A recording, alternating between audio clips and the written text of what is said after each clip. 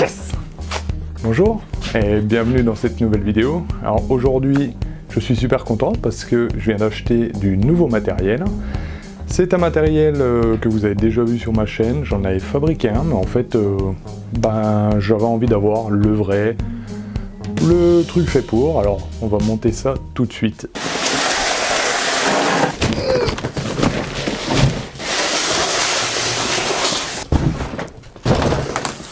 Bon, déjà 2 cartons, ça sent le gros outil. Allez, on ouvre. En plus le nom il est marqué sur le côté là. Et ben non, vous saurez pas tout de suite, je vais les ouvrir. Allez, moi je vais commencer par le numéro 2.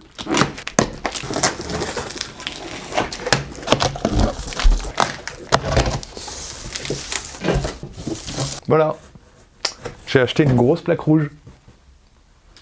Non, c'est pas ça. C'est pas du Facom non plus.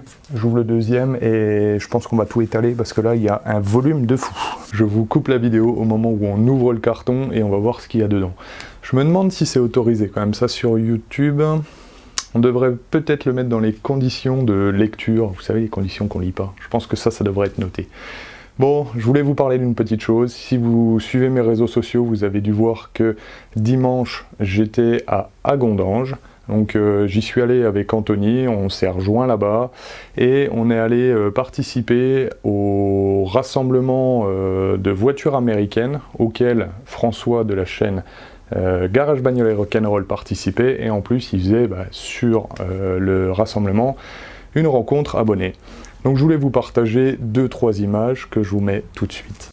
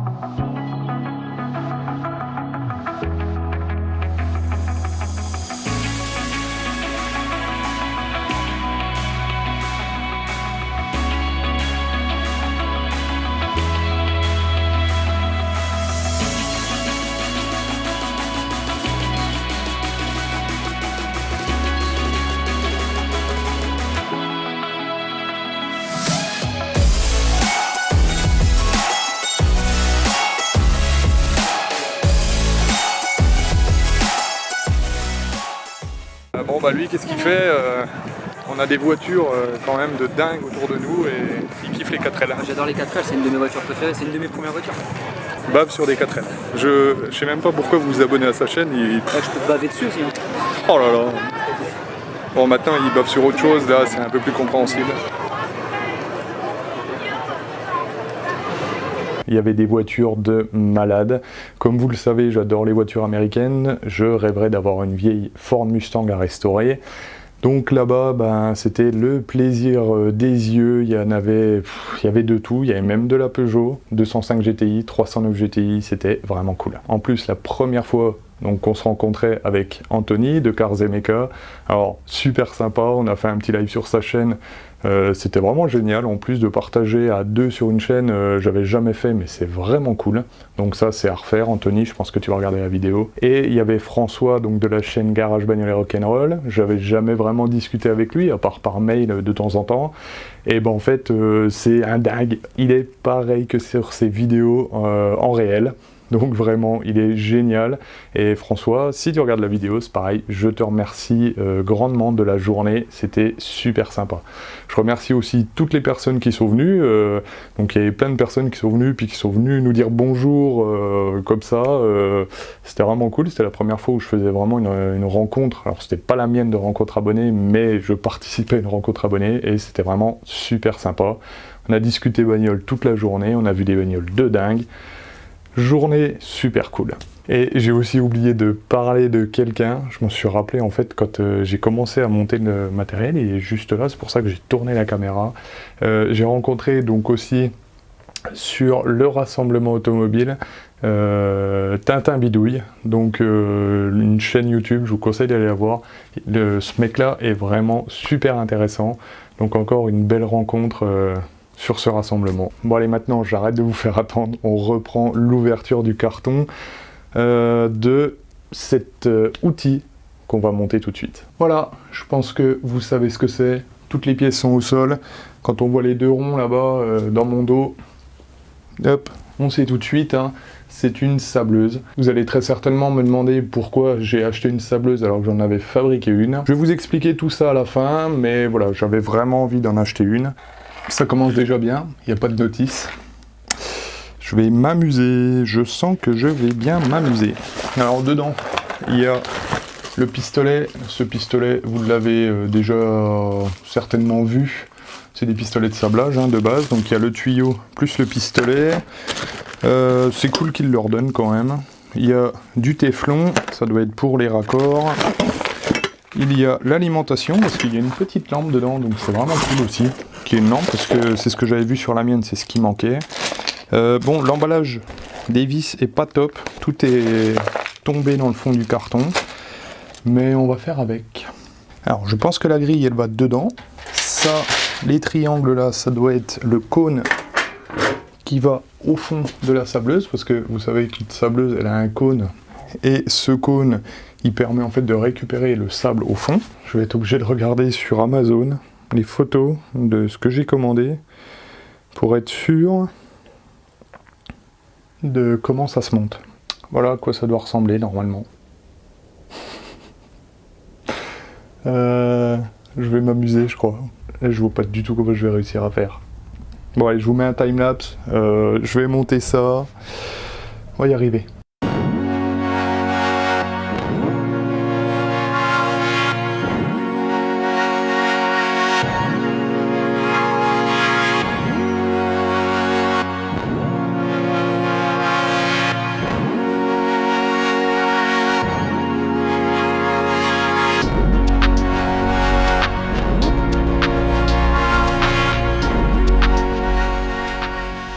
Aucune grosse difficulté en fait, il faut juste trouver que cette plaque, alors je l'ai vu sur les photos bien sûr d'Amazon, cette plaque elle va au milieu, en fait elle sert à garder un peu les pieds pour pas qu'ils s'écartent, et un peu de rangement par la même occasion, et au milieu le trou en fait il sert à ce que le cône il descende dedans, avec la trappe en bas. Là pour le moment ça va, on attaque la suite.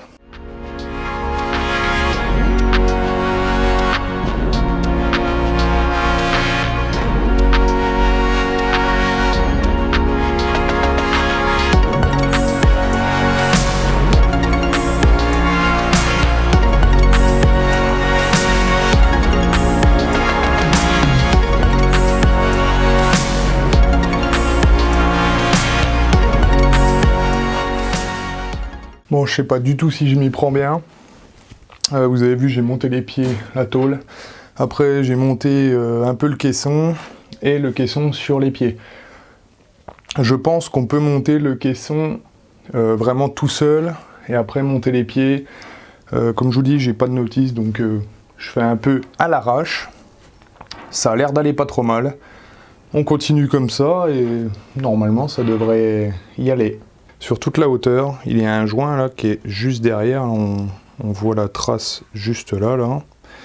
Ce qu'il faut, c'est mettre des vis à travers les trous, ils vont se prendre sur la tôle derrière, et ça va permettre un peu de faire une étanchéité. Donc, il y a 150 millions de vis à mettre. Alors, au moins, ça risque d'être un peu étanche. je pense que c'est pas mal. J'avais voulu commencer à mettre le cône là dans le fond. Et j'avais monté donc toute la caisse et il s'avère que c'est pas comme ça. En fait, il faut monter le cône à l'extérieur et il faut le mettre avant de fermer les bords. Donc c'est super bien fait en fait. Vraiment, il y aurait un plan, ça serait 10 fois mieux. Donc là, ce que je vais faire, je vais rouvrir ce côté-là. Je vais monter le cône, bien sûr. Je vais venir le plaquer dans le fond. Et en fait, derrière, il y a une plaque qui vient pour faire encore l'étanchéité. Donc je monte le cône. Je vous montre ça. Et on l'installe après.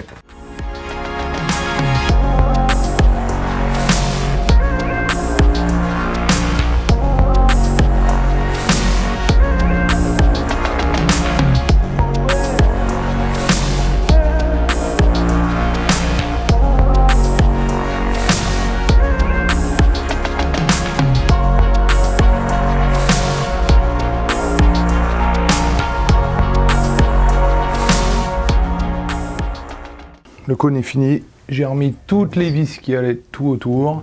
J'ai remis en même temps la petite trappe qui sert à vider le sable pour le sablage. Il y aura juste dedans, à l'intérieur, ça a l'air un petit peu limite niveau étanchéité. Donc je verrai si ça fuit, je remettrai un petit coup de silicone. Autrement, c'est pas mal. Par la même occasion, j'ai donc démonté ce côté-là, donc pour pouvoir avoir un peu d'aisance pour essayer de rentrer le cône dedans. J'espère que je ne vais pas devoir tout démonter. Et ben, maintenant, je crois qu'on va être bon pour l'installer.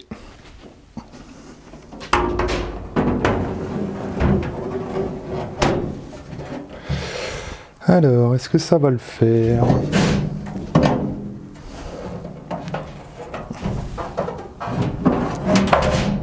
Alors là, il va y descendre.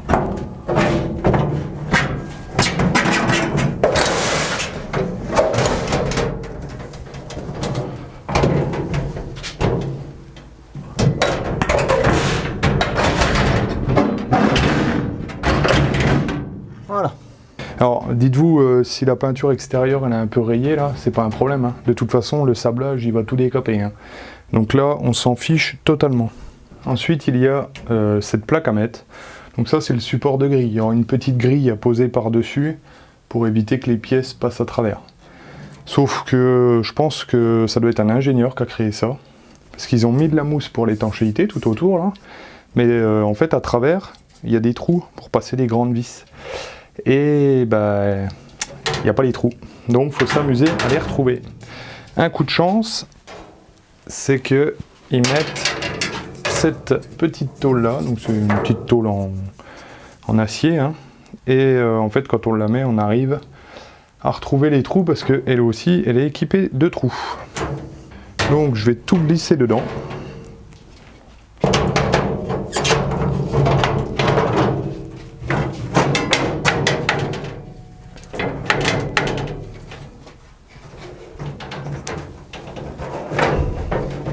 Faut être un peu force de persuasion quand même là. Je n'ai pas encore sorti le marteau, donc c'est que ça va. En fait, j'ai des vis qui me bloquent. Oh, j'ai vraiment pas envie de devoir tout redémonter. Ça m'ennuierait très fortement.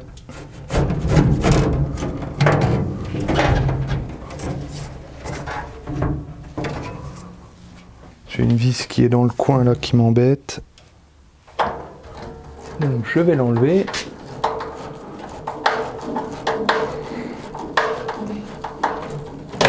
Je pense que celle-là, en fait, il faut les mettre à l'envers.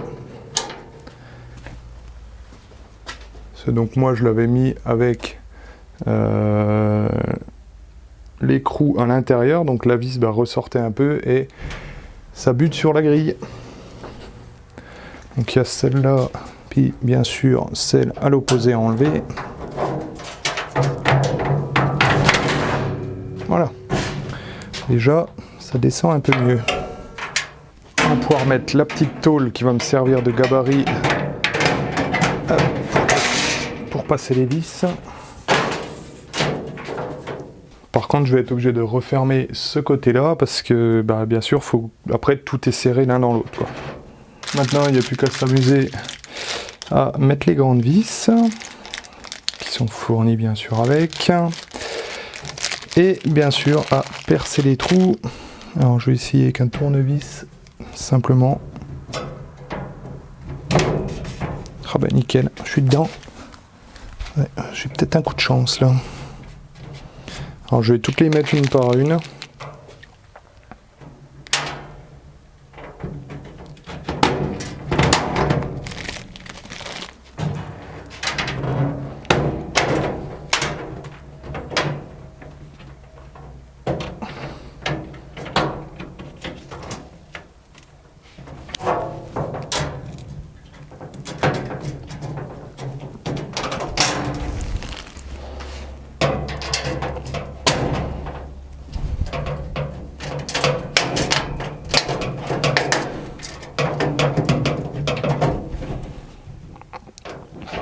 Jour 2. Et oui, jour 2. Hier, j'ai dû bosser 2 heures dessus. Puis aujourd'hui, après ma journée, je pense à 72 degrés qu'il devait faire dehors, eh ben, je continue ça. Hier, j'ai fini donc l'intérieur, toutes les vis pour la grille du fond. Là, on va attaquer par les manchettes qui sont là. Bloup, bloup, bloup. Et comme d'habitude, celui qui a designé la chose pour le montage, eh ben, il s'est bien fait chier quand même. Je pense que ça doit être le même qui a dû designer le Fiat Multipla, je pense. Ils ont dû le foutre dehors et puis il s'est mis là-dessus. Bon, après, peut-être que dans 10 ans, ça fera comme le Fiat Multipla, tout le monde en voudra. Pour les manchettes, alors là, c'est simplement un cône avec un joint dedans. Il y a un petit joint en caoutchouc là. Il faut placer bien sûr les trous des deux l'un en face de l'autre, et ils fournissent des vis, ça doit être des vis à ferraille. Hop, alors faut arriver à mettre le premier en face, et puis après normalement ils tombent tous à peu près en face, et on vient se mettre dans les trous qui sont autour, hein, ce qui est normal.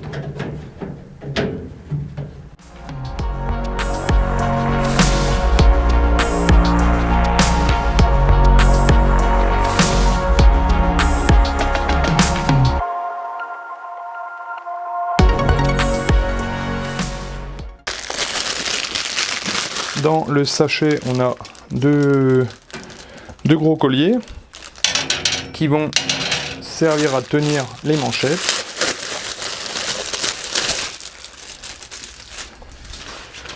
Et on a 2 belles manchettes. Alors, l'intérieur est vraiment pur plastique. Les gants dedans, il y a un tout petit peu de mousse, donc ça va, j'ai cru que ça allait être que du caoutchouc, et bah après on transpire hein, forcément. Puis en fait non, dedans ça va, donc je pense que ça va être pas mal. Pour les installer, alors on met les pouces du bon côté, hein, main droite à droite. Hop, on vient entourer le reste du gant, enfin le bout du gant. Hop. Autour, alors ça je connais puisque je l'avais fait sur la mienne. Normalement ça va pas trop mal. Et, ce que je fais, c'est que moi le gant, je mets le pouce en fait vers le haut, comme ça je suis sûr d'être pas trop mal. Donc pousser un petit peu quand même dans le fond, hop, voilà. Ensuite on passe l'anneau. Ce qu'on peut faire, c'est mettre la vis pour qu'elle soit accessible de la porte là. Parce que si elle n'est pas accessible, si vous voulez les enlever, ou bah vous êtes un peu comme un con.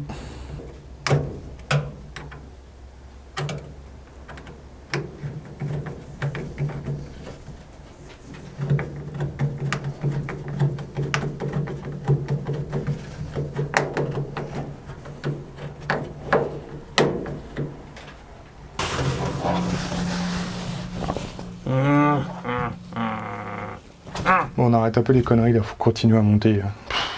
Encore du taf, hein. Alors, ce tuyau, il sert à aller, en fait, puiser dans le fond du bac le sable. Et en fait, il remonte dans le tuyau, là. Il est aspiré pour après qu'on le recrache avec le pistolet. Lui il se met donc entre les deux bras là, il y a deux trous qui sont juste en dessous de la grille et le tuyau il va jusqu'au fond, il va permettre d'aspirer le sable.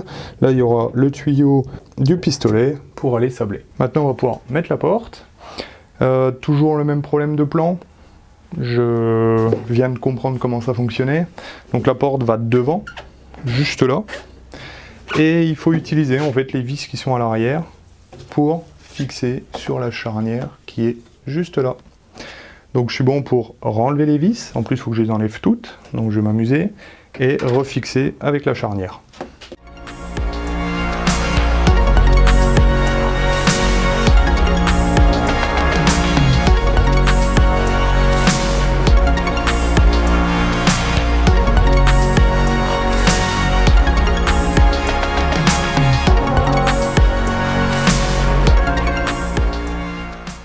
La petite charnière, bien sûr. Alors, hop. Alors, il y avait des toutes petites cales avec en acier. Il y en a 4. Je me demandais à quoi ça servait, mais en fait, c'est pour faire une surépaisseur pour la petite fermeture, là. Donc, je vais essayer déjà en les mettant toutes. Je ne sais pas s'il faut en mettre plusieurs ou s'il y a un réglage à faire. On va voir. Ça écrase quand même pas mal le joint quand on ouvre, vous voyez. Hop. Là, on sent quand même que ça tend bien. Hein. Bon, je pense que c'est fait pour. Hein. On va laisser comme ça. Moi, c'est ça que je voulais. C'était une étanchéité là, donc ça a l'air pas trop mal. Ouais. Bon. Bah, voilà. Bon. J'ai voulu regarder comment la vitre, en fait, elle s'installait. Parce que je me suis dit, bah mince... comment ça se monte, en plus il y a plusieurs choses à monter, je comprenais pas. Donc j'ouvre la vitre, et là je tombe sur quoi? Tadam! Une notice. Bon, alors bon, allez je vais vous montrer quand même la notice parce que je pense qu'elle vaut des points. Ça doit être la meilleure notice du monde. Voilà, voilà la notice. C'est magnifique en fait. Ça nous donne pas grand chose. Alors si, bon, il y a les vis, machin, mais ils nous disent pas grand chose. Donc un peu dégoûté. J'ai vu ça à la fin, mais bon, voilà. Ce que j'ai vu par contre, et là, c'est chiant, c'est chiant. Vraiment ouais, c'est chiant. Allez, je vous montre ça. La plaque qui est là, c'est la plaque qui va au-dessus. Vous voyez, là, il y a l'ouverture pour la vitre. Qui se met comme ça. Et ben en fait, faut la mettre en dessous. On la vise pas par dessus. Donc j'ai regardé et j'ai un coup de chance. Youp.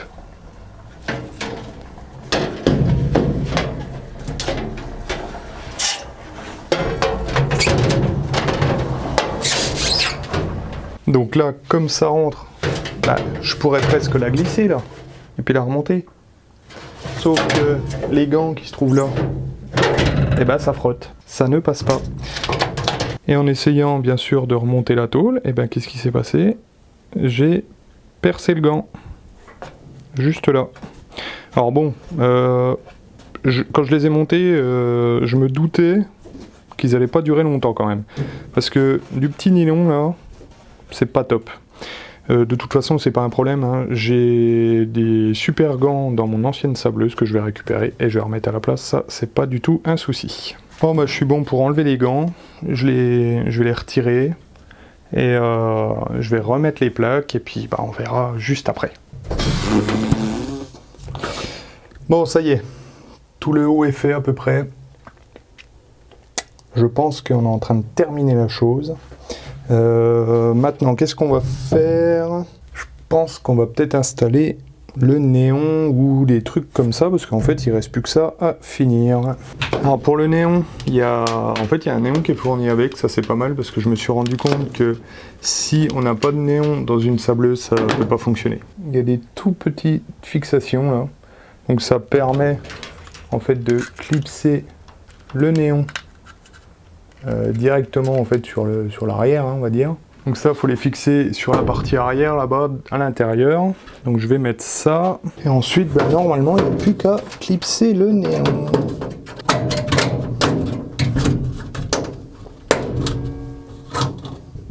Ensuite, on a le pressé-toupe qui est dans le fond, là. On va le desserrer.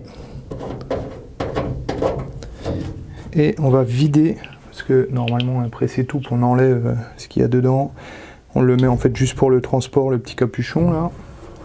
On a un tout petit capuchon, on remet le pressé-toupe et on va faire passer le fil dedans. Et on va pouvoir mettre l'interrupteur. Alors on a deux fils qui arrivent, devant et derrière. Et ben, on va prendre ceux du milieu, donc on respecte un peu les couleurs qu'ils ont mis. Hein. Hop. Celui-là derrière. Puis on va lui remettre la gaine, ce sera mieux. Et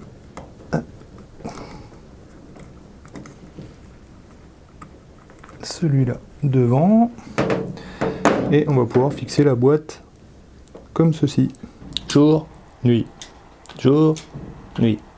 Jour, nuit. On va pouvoir mettre les petites sorties d'aspirateur. Et on a un petit cache qui vient devant pour pouvoir fermer la sableuse quand on ne l'utilise pas. Et ça, c'est vraiment génial. Pour la partie pneumatique, on a donc le pistolet qui est fourni avec. On a deux tuyaux aussi. Donc le gros tuyau, lui, on va le mettre au niveau en fait du raccord qu'on a mis tout au début là pour aller chercher le sable dans le fond. Donc là on le laisse en attente pour le moment. Ensuite on a un tuyau orange, donc ça c'est l'arrivée d'air comprimé. On vient l'enfiler sur le pistolet directement. Ils fournissent avec les petits colliers, donc ça c'est vraiment nickel. Et une chose qui est vraiment pas bête, je viens de le découvrir à l'instant là, c'est qu'ils nous donnent donc les raccords d'air comprimé pour aller sur le petit tuyau orange là. Sauf que celui-là il est à l'intérieur et pour sortir, bah, souvent on met un pressé-toupe électrique et puis on fait sortir le tuyau. Et ben en fait là, donc ils nous ont donné un raccord en plus, une rondelle qu'on vient mettre autour, on a un joint caoutchouc, on met le joint autour et en fait on vient le mettre dans le trou et on a une autre pièce qui est à l'opposé là et cette pièce bah, en fait elle vient se serrer sur le raccord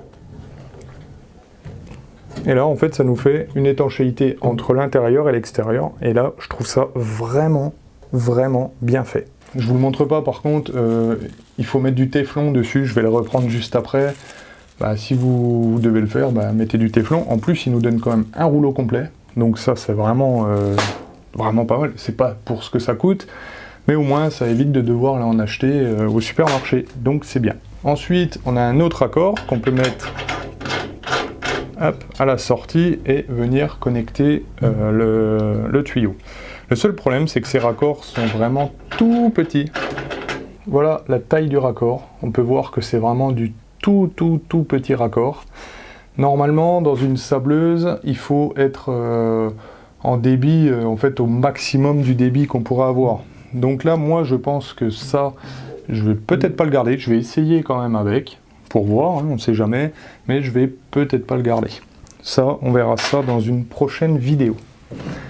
Ensuite, donc le gros tuyau qu'on a mis en fait dans le tuyau plongeur, on vient le connecter au bout du pistolet, là. Hop.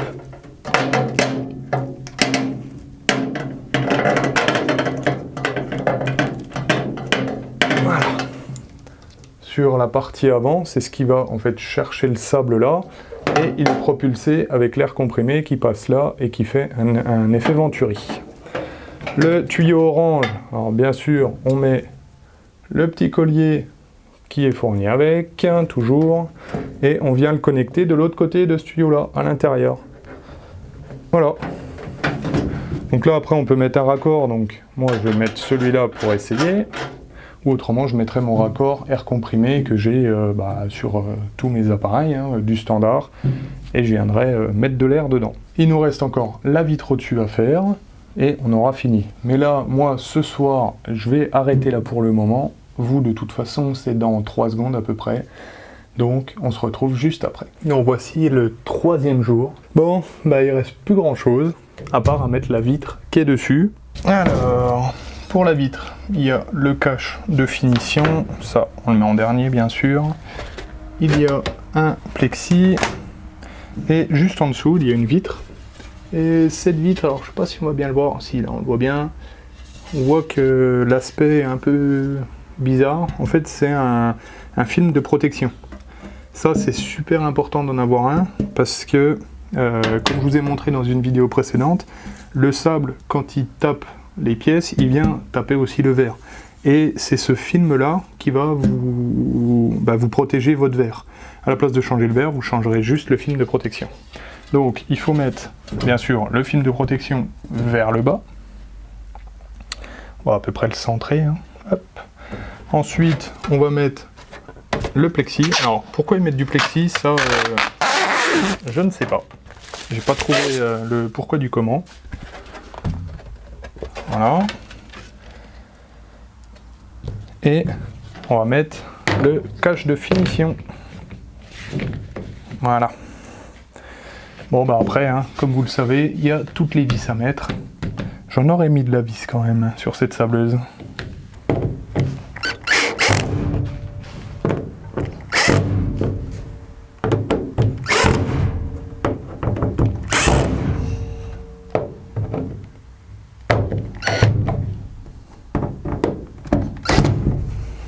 En plus, dans la sableuse, ils mettent avec ces films-là. Donc il y en a 1, 2, 3, 4. Donc plus celui qui est sur la vitre. Ça, c'est des films de remplacement. C'est-à-dire qu'à la place de faire comme moi j'ai fait, c'est-à-dire de remplacer tout le système de vitre là, eh ben, vous remplacez simplement le film. Donc c'est vraiment génial. On a presque fini la sableuse, il reste encore cette grille là à mettre. Ça c'est la grille qui va dans le fond de la sableuse. Elle permet en fait que les petites pièces ne tombent pas à travers et tombent dans le sable, puis après pour aller chercher c'est un peu chiant. Donc c'est pas mal aussi qu'il y ait ça dans la sableuse. Pour l'installer, alors ça doit pas être très dur, enfin quoique, parce que à chaque fois je dis ça, mais à chaque fois c'est un peu galère. On va le mettre là. Hop.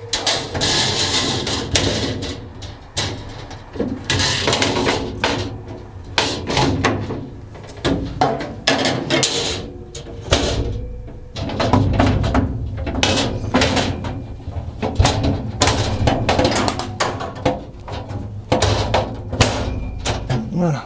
Elle est juste un tout petit peu galère à poser parce que, si vous vous souvenez bien, on a mis un tuyau pour aller jusqu'au fond chercher le sable, et en fait ce tuyau il bloque à un endroit là. Et c'est un peu galère. Donc j'ai dû enlever le pistolet de sablage. Donc je vais pouvoir le remettre. Hein. Hop, ça et ça.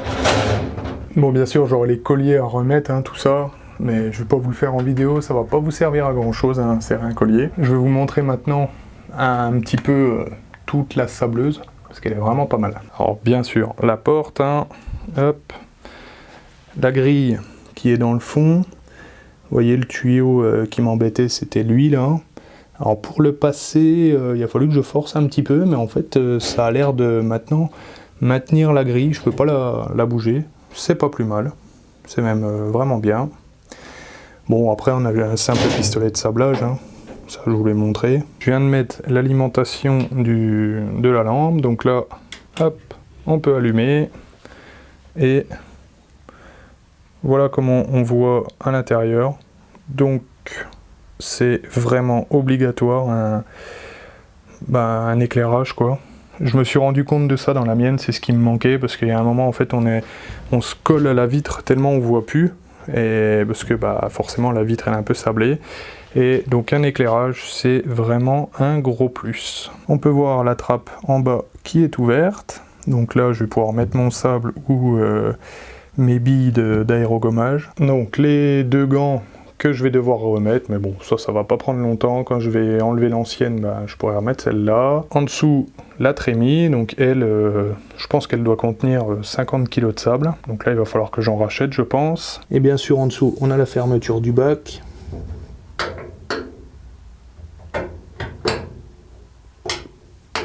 Hop. Donc ça, c'est vraiment pas mal. Sur la partie arrière, on a ce bouchon là. Donc ça, c'est un bouchon qui peut s'enlever, hein. Ça nous donne accès juste derrière à une tôle. Et cette tôle, elle fait un peu siphon, elle va dans le bas de la sableuse. Et c'est pour pouvoir mettre en fait un cône d'aspiration juste derrière. Je verrai à l'usage. Peut-être que j'en achèterai un pour mettre un aspirateur et tout. On verra, je sais pas trop encore. Et de l'autre côté, bien sûr, on a la deuxième sortie qu'on a bouchée juste avant. Donc là, c'est pour mettre un aspirateur directement dessus, en direct. Donc bon, un aspirateur en direct, il va quand même manger beaucoup de sable, donc je sais pas si c'est vraiment le mieux. Pour le moment, j'en mettrai pas, on verra par la suite. Bon, le montage de la sableuse est fini. Comment vous dire? Le montage, je pense que si j'avais bien lu la notice, peut-être que ça serait allé un tout petit peu mieux. Comme je vous l'ai déjà dit, la notice, bon, elle est pas top, mais c'est vrai qu'il y a quand même certains plans qui nous disent un peu comment faire. Et j'ai un peu merdé clairement sur ce coup-là. Seul problème, je pense que il y a eu, c'est qu'en fait j'aurais dû regarder tout partout s'il n'y avait pas une notice. Moi j'ai fait vraiment 80% on va dire, donc tout ce qui est les grosses tôles, les machins, la vitre, je savais que c'était la vitre, donc je me suis pas dit va y avoir la notice. Bon, bah pas de chance, il y avait la notice. J'aurais peut-être gagné peut-être 1 heure de montage, 1h30 de montage, ça m'aurait peut-être évité de tout redémonter, et encore, je sais pas. Vous allez peut-être vouloir mon avis maintenant. Alors moi, cette sableuse, je dirais que elle est bien, elle est fonctionnelle. Ce que je voulais, moi, c'était avoir une porte étanche, parce que moi, la mienne, j'étais obligé de déboulonner 4 boulons, enlever la tôle, et le problème de la sableuse, c'est que tout le sable vient se loger bah là où il peut se mettre quoi. Et moi ça faisait une toute petite rigole, donc à chaque fois que je l'ouvrais j'avais du sable partout. Sur celle-là vous pouvez voir qu'il y a un rebord là. Et ben en fait c'est que si votre sable il vient à taper la porte, il vient là, il coule et il retombe dans la sableuse. Donc ça c'est vraiment un gros plus. En plus vous avez un gros joint là, qui je pense va faire bonne étanchéité, et même s'il ne le fait pas, au pire ça se remplace, ça se refait, ça c'est pas un souci. Donc là si vous avez compris, moi ce que je voulais c'était une base mécanique, donc c'est-à-dire une base à peu près étanche. Là ça a l'air d'être le cas. Ce que j'ai lu sur internet par contre, parce que je l'ai commandé sur Amazon, beaucoup de personnes disaient il faut la monter au silicone. C'est-à-dire que tous les assemblements, il faut faire un trait de silicone parce que le sable ressort très facilement. Moi, je vais juste attendre d'avoir un fonctionnement pendant quelques heures, d'avoir essayé. Et là, s'il en faut, je ferai voilà, un cordon de silicone parce qu'il y a une fuite d'air à tel ou tel endroit. Ensuite, pour la taille de la sableuse, au début, quand j'ai créé ma sableuse, moi, que vous avez vu sur mes vidéos, j'ai créé pour que je puisse rentrer un train arrière de 205, donc juste la traverse, la grosse partie. Sauf que c'est trop, en fait, c'est énorme, ça sert à rien d'avoir autant. Je me rends compte que la plupart des pièces que je sable, elles font 40-45 cm maximum. Donc ça va faire le taf. Normalement, on doit pouvoir rentrer une jante en 15. Donc, à peu près toutes les pièces de la voiture pourront rentrer dans la sableuse. Je voulais vous dire tout ça pour vous partager mon expérience sur la sableuse. Moi, j'ai créé une sableuse vraiment trop grosse. Elle est encombrante. Et elle est bien, mais elle est très encombrante. Et ça, je me suis dit, il faut que je le change parce que voilà, ça prend de la place, c'est énorme et c'était trop gros pour moi. En dessous, il y a sur celle-là donc le cône pour recueillir le sable. Sur la mienne, il n'y en avait pas. Et ça, c'est une obligation dans une sableuse de l'avoir. Si vous ne l'avez pas, clairement, c'est la merde pour sabler. Votre sable, en fait, il fait une fine couche un peu partout. Et en fait, vous êtes obligé d'aller là où il y a du sable. Donc c'est pour ça, moi la mienne, je l'avais inclinée beaucoup pour que le sable coule un peu dans le fond. Mais clairement, c'est une grosse galère. Donc c'est pour ça que je suis passé aussi là-dessus. Pour la vider, vous avez vu la dernière fois, j'ai dû tout aspirer le sable. Et ça, c'est pareil, j'en avais clairement marre. Là, il y a une trappe, j'ouvre la trappe, le sable coule et on n'en parle plus. Donc c'est pareil, c'est un gain de temps. Changer la vitre, moi j'en ai eu pour peut-être bien une demi-heure, 3/4 d'heure pour dévisser toutes les vis, enlever, remettre, repercer. Là, ben, change le film, ou au pire je vais faire découper un verre, je vais faire découper un plexi et puis on n'en parle plus. Voilà, je pense que j'ai à peu près expliqué le pourquoi du comment de cet achat. Pourquoi j'ai acheté une sableuse alors que j'en avais déjà une. Maintenant vous savez à peu près tout. Si toutefois vous avez des questions, n'hésitez pas à me le dire dans les commentaires, c'est avec plaisir que je vous y répondrai. Au niveau du prix, cette sableuse je l'ai payée dans les 200 €. Donc 200 € pour une sableuse, c'est vraiment le ras des pâquerettes, mais vraiment ras du ras des pâquerettes. Une sableuse normale, vous allez la trouver à peu près dans les 300-400 € pour ce volume-là. Et après, un volume un peu au-dessus, vous allez tout de suite taper dans les 600, 700, 800 €. Donc 200 €, j'étais bien content parce que c'était vraiment pas cher. Donc celle-là, je l'ai achetée sur Amazon. De toute façon, je vous mets le lien en bas dans la description. C'est vrai que c'est une galère à la monter, ça je dis pas, mais je pense que dans le temps, il devrait y avoir un bon matos. Je pense que j'ai répondu à peu près à toutes les questions possibles. Enfin voilà, c'est toutes les questions que moi je me posais, c'est les réponses que j'ai données, c'est avec cette sableuse, et surtout je pense que je vais gagner un temps de dingue avec ça. Moi je vous souhaite à tous une très bonne semaine, restaurez bien. Ah oui, par contre, il n'y aura pas d'essai de cette sableuse, parce que je ne vais pas vous faire un essai en fait de sablage, puisque c'est le même matériel que ce que j'utilise moi, déjà pour le moment. Je vais faire un essai, mais dans quelques temps, quand je serai sûr que tout fonctionne, et si j'ai fait des petites modifications, parce que forcément il va y en avoir. Voilà, allez, je vous dis ciao.